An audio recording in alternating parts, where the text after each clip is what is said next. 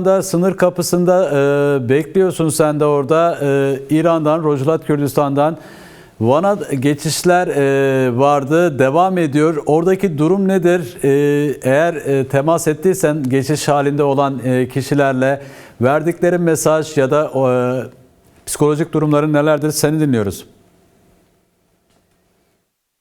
Bugün savaşın 6. günü, 6 gündür savaş durmadan devam ediyor. Özellikle 12 gün savaşlarında İran'da İsrail'in saldırısı sonucu o dönemde yine kapıya gelmiştik. Kapıda çok yoğunluktan söz edemedik ama bu savaşın yani 28 Şubat'ta başlayan savaşın ilk 3 gününü saymazsak son 3 günü, bu 3 gün giderek artan insan yoğunluğu, kapılarda giderek artan bir insan yoğunluğundan söz edebiliriz.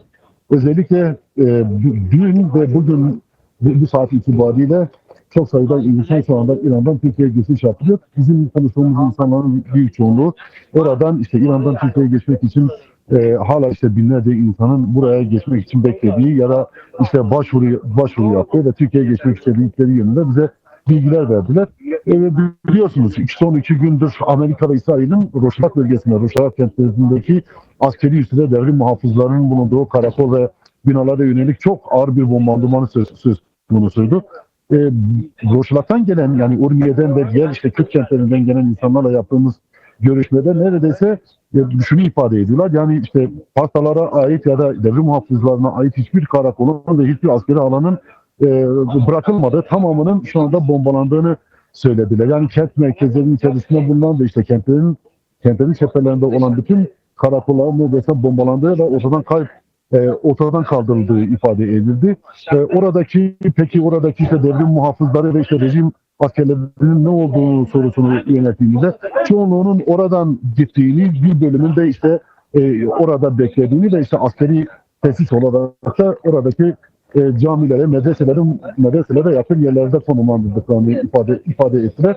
Yine en büyük sorunların başında da giderek işte bu savaşın uzamasıyla birlikte giderek erzak konusunda çok büyük sıkıntıların yaşandığını söylediler. Özellikle Urmiye'de dükkanların tamamının günlerdir işte kapalı olduğunu, yine diğer kentlerinde özellikle bombalama yapılan, İsrail ABD'nin bombaladığı askeri noktalarının bulunduğu yerlere yakın ilçeler, işte beldeler, mahallelerin tamamında esnafların kepenk kapattığı, insanların kepenklerini açmadıkları, dükkanların kapalı olduğu ve fırınların bile ateş ekmek üretmediği bir durumdan söz ettiler. Giderek açlığın da boy gösterdi. Şu anda belki evet kendini idare edebilecek bir noktada olduklarını, ancak savaşın biraz daha sürmesi durumunda insanların orada artık açlıkla bir şekilde mücadele edeceğini söylediler. İnsanların aktarımını sizlere iletiyorum.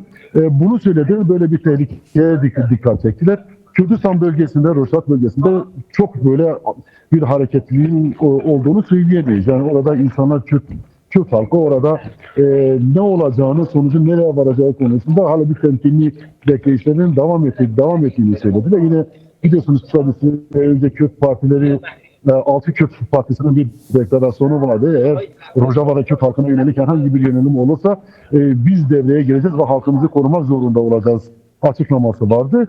Gerçi 22 Şubat'ta o açıklama, o deklarasyon yayınlandığı günden beridir İran rejimin de Kürt partilerinin ofislerine ve Kürtlerin bölgelerine yönelik bir bombardımanın söz konusu olduğunu söyleyebiliriz. Hala bu bombardımanın devam ettiğini, yine işte Kürdistan'da Süleymaniye Hevler'deki Kürt partilerinin ofislerinin de biliyorsunuz bombalandığını, saldırı düzenlendiğini biliyoruz. Bu saldırının arttığını da söyleyebiliriz. Yani gelen insanların Amerika, İsrail'in askeri alanları, noktaları bombaladıktan sonra İran tarafından da bu şekilde bir saldırı olduğunun Kürdistan bölgesinde, Rojava bölgesinden füzelerin fırlatıldığını söylediler.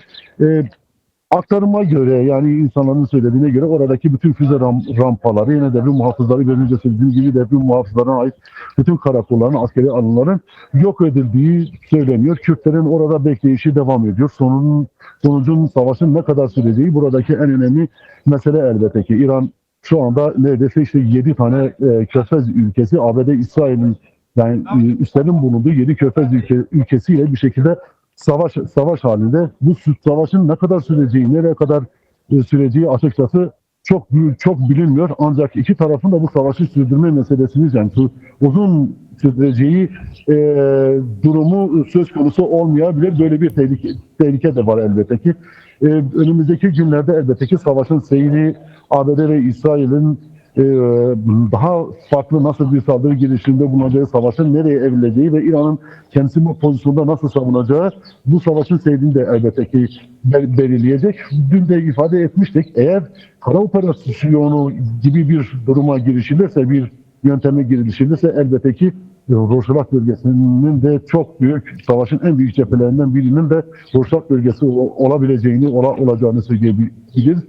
Elbette ki buradaki Kürt birçok kişiyle konuştuğumuz, hatta işte bir kadına biraz önce konuştuk İran'dan gelen, bu saldırıların artık bitmesi gerektiğini, eğer bir rejim değişikliğine gidilecekse bütün halkların ortak iradesiyle bir rejimin belirleneceğini söylüyorlar. Yine Ulmiye'den gelen bir kişi, bir Kürt şeyi söyledi. Yani biz Kürtlerin bütün oradaki işte oturup sohbet ettiğimizde bütün talebimiz orada sandık kurulsun, kim neyi seçerse, hangi rejimi seçerse biz onu kabul edeceğiz. Ama herkesin kendi renkleriyle, kendi diliyle, kendi kültürüyle, kendi varlığı ve statüsüyle orada yaşamasının olanaklarının sağlanması gerekiyor ve bu savaşın daha da fazla sürdürülmemesi gerektiğini buradan ifade ediyorlar. Kapıköy sınır kapısında geçişler hala işte görüyorsunuz devam ediyor burada. Yoğunluğunun arttığını söyleyebiliriz. Yine uluslararası birçok gazeteci burada, birçok televizyon, Avrupa'dan, Amerika'dan, İngiltere'den birçok televizyon da burada yayınlarını buradan yapıyor. Onlar da buradan izliyor. Şöyle bir durum var elbette. Yani sadece bütün dünya televizyonları, bizler haber aldığımız tek nokta buradan kapıdan içeri giren insanlara mikrofon uzatmak oluyor. Yani insanlara mikrofon uzatıp orada neler olup bittiğini ancak bu insanlardan öğrenebiliyor. Çünkü internet tamamen kesik.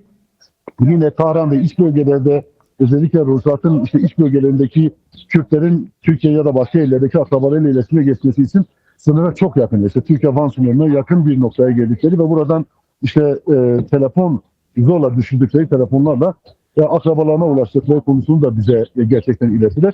Yine başka bir nokta, Kürdistan kentlerinde özellikle askeri alanların yoğun olduğu Kürdistan kentlerinin çoğundan merkezde olan insanların ya da işte Fars bölgesinde, Azeri bölgesinde askeri alanların yoğun olduğu bütün kentlerdeki insanların yavaş yavaş artık kırsala doğru çekildiği, kırsaldaki köylere doğru çekildiği bilgisini de buradan bizimle paylaştılar. Buradaki gündemi Kapıköy sınır kapısından elbette ki takip ediyoruz. Önümüzdeki günlerde durumun ne olacağını kesmek elbette ki güç, şu anda orada olup bitenleri konusunda da elbette ki bir şey söylemek ya da net bir bilgi aktarmak güç.